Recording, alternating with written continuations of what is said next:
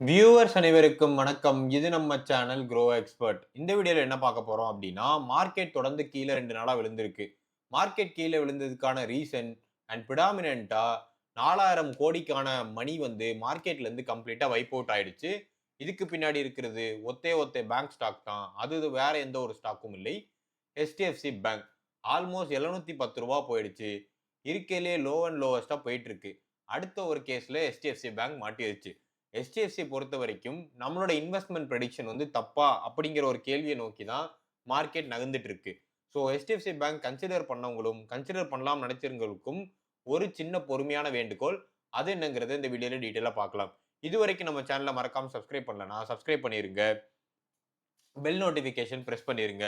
So overall share market, wealth creation, growth related content தெரிஞ்சுக்கிறதுக்கு நம்ம channel ஒரு அருமையான லேண்டிங் பேஜா இருக்கும். மார்க்கெட் ஓவர்வியூ பொறுத்தவரைக்கும் நிஃப்டி ஆல்மோஸ்ட் மேல போயி கீழ விழுந்திருக்கு. நிஃப்டி 50 116.90 பாயிண்ட் கிட்ட டவுனு. சென்செக்ஸ் பொறுத்தவரைக்கும் 539 பாயிண்ட் கிட்ட down. Mid cap down, small cap down. FIIs பொறுத்தவரைக்கும் 500 கோடி கிட்ட உள்ள போட்டிருக்காங்க. ஆகஸ்ட் 25ஆம் தேதி கணக்கு வரைக்கும். அண்ட் டிஐஎஸ் 6425 கோடி கிட்ட வாங்கியிருக்காங்க. மார்க்கெட் சென்டிமென்ட் பொறுத்தவரைக்கும் மார்க்கெட் வீக்கான சென்டிமெண்ட்ட நோக்கி தான் போயிட்டு இருக்கு. கடந்த கப்புள் ஆஃப் ட்ரேடிங் செஷனா அவுட் பெர்ஃபார்ம் பண்ண செக்மெண்ட்னு எடுத்து பார்த்தா pharma, Nifty private bank, Nifty realty, consumer durables. Under perform பண்ணது Nifty cement. Nifty cement recent டைம்ல ஒரு நல்ல ஒரு பாசிட்டிவ் ஹைப் குடுத்துருந்துச்சு. அத ஒட்டி இன்னைக்கு லேக் ஆயிருக்கு. பிஎஸ்யூ பேங்க், மெட்டல்ஸ், மீடியா இதெல்லாம் டிக்ளைன்ல இருக்கு. ஆல்மோஸ்ட் இந்த பர்ட்டிகுலர் ஸ்டாக்ஸ் எல்லாமே நீங்க எடுத்து பார்த்தீங்கன்னா, இன்ட்ராடே டேல செல்லு தான். So SAIL, Hindustan copper, Hindalco, Vedanta, Hindustan zinc, NALCO, NMDC, Lloyds metal, Jindal stainless steel, JSW steel. இது எல்லாமே இன்னைக்கான நாள்ல ஆல்மோஸ்ட் கீழ போட்டு அடி அடி நடிச்சிருக்காங்க. கீழ விழுந்திருக்கு. மார்க்கெட்ல ஆல்மோஸ்ட் 24,000க்கு மேல மார்க்கெட்ட ஹோல்ட் பண்ணி நிறுத்துறதுக்கு நெறைய சப்போர்ட் ஜோன் இருக்கு. மார்க்கெட் ஆனா இன்னும் ஓவர் பிரைஸ்டா இருக்கு. இப்ப இருக்கிற ஜியோ பொலிட்டிக்கல் சிச்சுவேஷன் டென்ஷன ஒட்டி மார்க்கெட் கீழ விழுகுங்கிற எக்ஸ்பெக்டேஷன்ஸ் தான் நெறைய இருக்கு. கீ நியூஸஸ் பொறுத்தவரைக்கும் ஓவரால் ஜிடிபி ஃபுட்பிரிண்ட் பொறுத்தவரைக்கும் 7.8ல இருந்து 7.2க்கு குறைஞ்சிருச்சு. ஸோ இந்தியாவோட குரோத் ரேட் வந்து இதுல கம்மியா இருக்குங்கிறத வெளிப்படையா கவர்மெண்ட்டும் ஒத்துக்கொள்ள ஆரம்பிச்சிருச்சு. ரெயின்ஃபால் பொறுத்தவரைக்கும் 13% below low. FMCG, two wheeler, tractor, rural lending இந்த மாதிரியான செக்மெண்ட் எல்லாமே அடி வாங்கும். So overall CPI point of வியூல அதாவது பிரைஸ் இன்ஃப்ளேஷன் பொறுத்த வரைக்கும் 4.45% உயர்ந்துருச்சு. ஆர்பிஐ டார்கெட்டே 4% தான். அண்ட் ஸ்பெசிஃபிக்காவே ஓவரால் ஆர்பிஐ ப்ராஜெக்ட் குரோத் பொறுத்த வரைக்கும் 6.7% தான். ப்ரொவிஷனல் குரோத் ஸ்டாண்ட் வந்து 7.77%. ஸோ எந்த நம்பர்ஸுமே இந்தியாவுக்கு சாதகமாக இல்லை.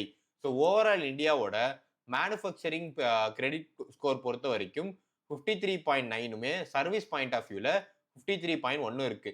ஸோ ஓவரால் மேனுஃபேக்சரிங் கிரெடிட் ஸ்கோரோட ஸ்ட்ரென்த் மட்டும் 18.6% கிட்ட இயர் ஆன் இயர் இன்க்ரீஸ் ஆயிட்டு இருக்கு.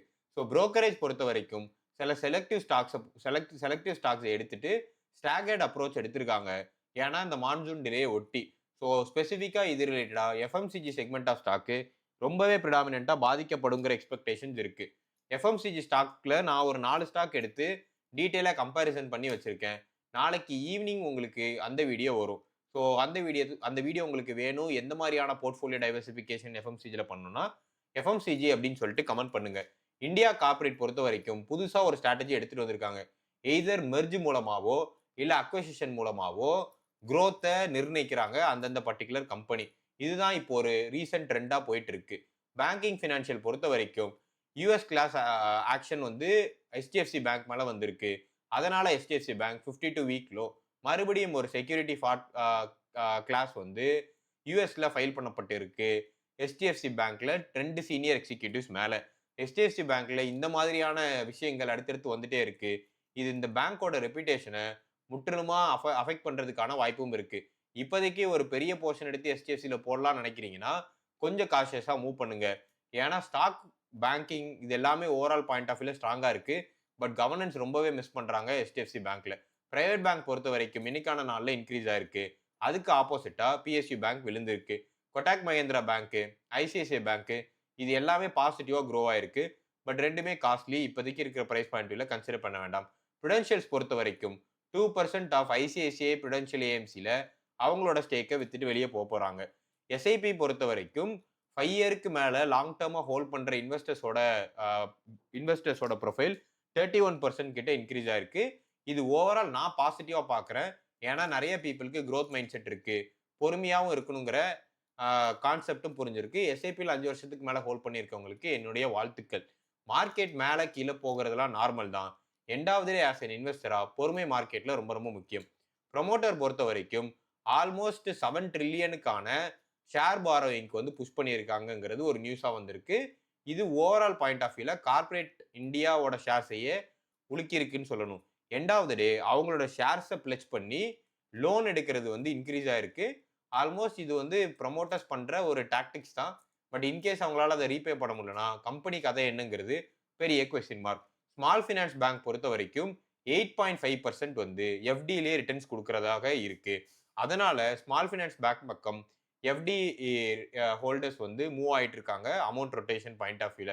அதனால நிறைய ஸ்மால் ஃபினான்ஸ் பேங்கோட ஸ்டாக் பிரைஸுமே கண்ணா பின்னான் இருக்கு. குறிப்பா ஏயு ஸ்மால் ஃபினான்ஸ் பேங்க். இது தெரியலன்னா இந்த ஸ்டாக்கை போய் செக் பண்ணி பாருங்க. ஆல்மோஸ்ட் 1000 ருபீஸை தாண்டி ஓடிக்கிட்டு இருக்கும். ஆனால் அது ஒரு small finance bank. Crude oil பொறுத்த வரைக்கும் ஆல்மோஸ்ட் கீழே விழுந்திருக்கு. இதுக்கு பின்னாடி இருக்க ரீசன் ஈரான் அண்ட் ஈரான் வந்து இப்போதைக்கு டெம்பரரியா ஸ்டேட் ஆஃப் ஹார்மோஸ் வந்து நம்ம ஓப்பன் பண்ணலாம் அப்படிங்கிற மாதிரியான ஒரு அனௌன்ஸ்மெண்ட் போட்டிருக்காங்க. அந்த அனௌன்ஸ்மெண்ட்டை ஒட்டி அதானி எனர்ஜிஸ் 4700 கோடிக்கான மகாராஷ்டிரா ப்ராஜெக்ட் வின் பண்ணியிருக்காங்க. கேபிஐ கிரீன் பொறுத்த வரைக்கும் ரெக்கார்ட் கெப்பாசிட்டி எனர்ஜைசேஷன் பண்ணியிருக்காங்க. ஆல்மோஸ்ட் 630 மெகாவாட் டிசி எனர்ஜைசேஷன் பண்ணியிருக்காங்க. டாடா பவர் பொறுத்த வரைக்கும் 490 என்எம் அவார்டு வந்து மில்லியனுக்கான வேல்யூ வந்து ஆல்மோஸ்ட் லூஸ் பண்ணியிருக்காங்க இன் டேர்ம்ஸ் ஆஃப் ஒரு ப்ராஜெக்ட் சேலஞ்ச் அட்ரிபியூஷன்ல. இது வந்து இதுல இருந்து எப்படி டாடா பவர் மீண்டு வருங்கிறத நம்ம இது லோக்கலா பார்க்கணும். இது வந்து புதுசு கிடையாது, எக்ஸிஸ்டிங் விஷயம். ஸோ அதனால இது நெக்ஸ்ட் ரிசல்ட்ஸ்ல கண்டிப்பாக அடி வாங்கும். ஸோ டாடா பவர் கன்சிடர் பண்றதுக்கு நமக்கு ஒரு ஆப்பர்ச்சுனிட்டி கிரியேட் பண்ணி ஏற்படுத்துறதுக்கான வாய்ப்புகளும் இருக்கு. ஸோ இன்னிலேருந்து டாடா பவரையுமே க்ளோஸா வாட்ச் பண்ணுங்க. ஜிஆர் இன்ஃப்ரா ப்ராஜெக்ட் பொறுத்த வரைக்கும் 321 கோடிக்கான டாக்ஸ் நோட்டீஸ் வந்திருக்கு. ஸோ இது எப்படி போகுதுன்னு தெரியல. கவர்மெண்ட் பொறுத்த வரைக்கும் ரூஃப் டாப்ல சோலார் இன்ஸ்டால் பண்றது மூலமா எவ்வளவு பவர் ஜெனரேஷன் நடக்குங்கிறத ட்ராக் பண்றதுக்கான மெத்தட்ல ஈடுபட்டு கொண்டிருக்கிறார்கள். ஃபார்மா பொறுத்த வரைக்கும் இன்னைக்கான நாள்ல டே டாப்பரா இருந்திருக்கு. ஆல்மோஸ்ட் 0.4% கிட்ட அப்பா இருக்கு. இதுக்குள்ள நிறைய ஸ்டாக்ஸ் வந்து நியூ ரெக்கார்ட் ஹை போயிருக்கு. குறிப்பா டெவிஸ் லெபார்டரிஸ், லாரஸ் லேப்ஸ் இந்த மாதிரியான ஸ்டாக்ஸ். பிஎல் பொறுத்த வரைக்கும் 730 கோடிக்கான ஆர்டரை பேக்கப் பண்ணியிருக்காங்க. ஹெச்ஏஎல்ஸ் வந்து ஜெட் இன்ஜின்கான அக்ரிமெண்ட் சாஃப்ரான் ஹெலிகாப்டரோட சைன் பண்ணியிருக்காங்க. எமண்டம் பொறுத்த வரைக்கும் இன்னைக்கான நாள்ல நிப்டியோட டாப் லூசர். மதர்சன்ஸ் பொறுத்த வரைக்கும் பூனேல அவங்களோட புது எலக்ட்ரானிக் பிளான்ட்டை ஓபன் பண்ணிட்டாங்க. வருண் பிரிவரேஜஸ் பொறுத்த வரைக்கும் 3 மந்த் லோ அடிச்சிருக்காங்க. வருண் பிரிவரேஜஸ் ஸ்டாக் வந்து ஆல்மோஸ்ட் 4% கிட்ட கீழே விழுந்திருக்கு. வருண் பிரிவரேஜஸ் பத்தி டீட்டெயிலாக அனாலிசிஸ் பண்ணி போடணும்னு ஒரு 5 பேர் கமெண்ட் பண்ணீங்கன்னா கண்டிப்பா பண்ணி போடுறேன். என்னை பொறுத்த வரைக்கும் இந்த ஸ்டாக் வந்து ஒரு அட்ராக்டிவான பிரைஸ் பாயிண்ட்டுக்கு மூவ் ஆயிட்டு இருக்கு. ஸோ அவங்களும் ஆல்மோஸ்ட் வந்து லிக்கர் பிஸ்னஸ்குள்ளேயும் என்டர் ஆகிறதுக்கான பிளான்ஸ்லையும் இருக்காங்க. தேவியானி அண்ட் சஃபாரி ஃபுட்ஸ் பொறுத்த வரைக்கும் டீமர்ஜர் டேர்ம்ஸ் வந்து ரிவைஸ் பண்ணியிருக்காங்க. எக்ஸிஸ்டிங் டேர்ம்ஸ் வந்து வேலைக்கு ஆகலன்ட்டு. டாபர் பொறுத்த வரைக்கும் இப்போதைக்கு ஷார்ட் டேர்ம்ல எந்த ஒரு மொமெண்டம் ட்ரிகரும் இல்லைங்கிறது நிறைய அனலிஸ்டோட ப்ரெடிக்ஷனா இருக்கு. டாபர் கண்டினியூஸா டிக்ளைன் ஆயிட்டு இருக்கு. அட்ராக்டிவான பிரைஸுக்கு கூடிய விரைவில் வந்துடும். சேல் பொறுத்த வரைக்கும் 3.2% டவுனு. இந்துஸ்தான் காப்பர் 3.3% டவுன். ஹிண்டல்கோ 2.76, வேதாந்தா 2.43, இந்துஸ்தான் ஜிங்க் 2.36% கிட்ட ஆல்மோஸ்ட் வந்து கீழே விழுந்திருக்கு. ஸோ ஜெஃப்ரிஸ் பொறுத்த வரைக்கும் இந்துஸ்தான் ஜிங்கை வந்து 5% கிட்ட ரேட்டிங்ஸ் வந்து ஏற்றி வச்சிருக்காங்க. இப்போதைக்கு இருக்கிற சுச்சுவேஷன் ஜிங்க் அண்ட் சில்வருக்கு ஃபேவரபிளா இருக்குங்கிற எக்ஸ்பெக்டேஷன் மார்க்கெட்ல இருக்கு. பாலிசி பாயிண்ட் ஆஃப் வியூல யூஎஸ் வந்து இப்போதைக்கு இமிகிரண்ட் விசாவை வந்து வேர்ல்டு வைடு வந்து ஹோல்ட் பண்ணி வச்சிருக்காங்க.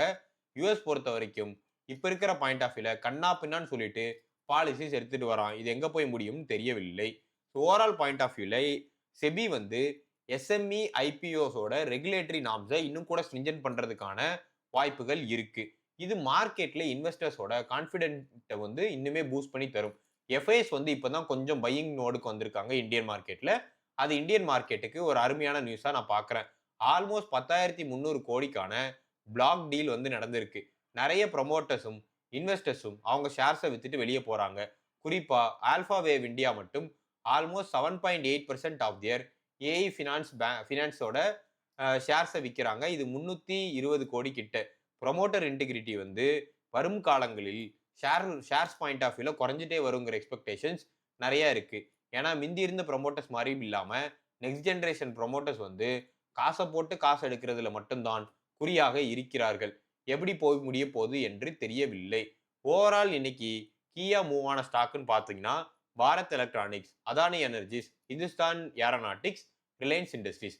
மிட் கேப் பொறுத்த வரைக்கும் Samvardhana Mothersons, Jio financial services, KPI green energy. Small cap பொறுத்த வரைக்கும் நிட்கோ, ஏஐ ஃபினான்ஸ். ஸோ காஷியஸாக நம்ம அணுக வேண்டிய ஸ்டாக் வந்து எஸ்டிஎஃப்சி. உண்மைக்குமே வெயிட் பண்ணி பார்க்கணும். டாடா பவர் இப்போ ஒரு கேஸில் மாட்டியிருக்கு. ஸோ வெயிட் பண்ணி பாருங்க. ஐசிசி ப்ருடென்ஷியல் ஏஎம்சி பொறுத்த வரைக்கும் இப்போதைக்கு ப்ரொமோட்டர் வந்து ஸ்டேக் வித்துட்டு இருக்காங்க. வருண் பிரிவரேஜஸ் கீழே விழுந்துட்டே இருக்கு. GR infra projects, mid infrastructure project wait பண்ணணும். சஃபாரி ஃபுட்ஸும் தேவயானி இன்டர்நேஷனல்ஸும் மெர்ஜரோட டீல் எப்படி போய் முடியுதுன்னு பார்க்கணும். டாபர் இந்தியா வாலட்டைலா இருக்கு. ஸோ கன்சியூமர் ட்ரிகர் பொறுத்த வரைக்கும் ரொம்ப லைட்டா இருக்கு. ஹைலி பிளெஜ்டு ஸ்மால் கேப் ஸ்டாக்ஸை இப்போதைக்கு உள்ள போகாம இருப்பதே ரொம்ப நல்லது. கமாடிட்டி பாயிண்ட் ஆஃப் வியூல கோல்டு கண்ணா பின்னாடி இன்க்ரீஸ் ஆயிட்டு இருக்கு. கோல்டு கீழே விழும் சொல்லிட்டு சில பேர் சொன்ன கருத்தை நோக்கி வெயிட் பண்ணியிருந்தீங்க அப்படின்னா தலையில துண்டு தான். இது எனக்கு தெரிஞ்சு கீழே விழுங்கிறது ரொம்பவே ஸ்ட்ராங்கான பேஸ் போட்டுட்டு இருக்கு. ஆல்மோஸ்ட் இங்கிருந்து இறங்கினாலும் 15,000 கீழே போகுமாங்கிறது கேள்விக்குறி தான். எம்சிஎக்ஸ் பாயிண்ட் ஆஃப் வியூல சில்வர் 2,41,000 ரூபாய்க்கு ட்ரேட் ஆயிட்டு இருக்கு. க்ரூட் ஆயில் கொஞ்சம் கொஞ்சமா கிராக் ஆயிட்டு இருக்கு. அதனால ருப்பி வந்து 95.55 கிட்ட ட்ரேட் ஆயிட்டு இருக்கு. ஓவரால் இந்த வீடியோ உங்களுக்கு கண்டிப்பா பிடிச்சிருக்கும் நம்புறேன். இந்த மார்க்கெட் அப்டேட் வீடியோ பிடிச்சிருந்துச்சுன்னா வீடியோக்கு லைக் பண்ணிருங்க. இது வரைக்கும் நம்ம சேனலை சப்ஸ்கிரைப் பண்ணலாம், சப்ஸ்கிரைப் பண்ணிருங்க. மறக்காம உங்களோட இன்வெஸ்டிங் ஃப்ரெண்ட்ஸ்க்கு ஷேர் பண்ணுங்க. ஸ்பெசிஃபிக்கா உங்களுக்கு ஏதாவது ஸ்டாக் பத்தி தெரிஞ்சுக்கன்னா கமெண்ட் பண்ணுங்க. ஸோ நாம செபி ரெஜிஸ்டர்ட் அட்வைசர் கிடையாது. இந்த என்டையர் வீடியோவுமே எஜுகேஷன் பர்பஸ்க்காண்டி மட்டுமே.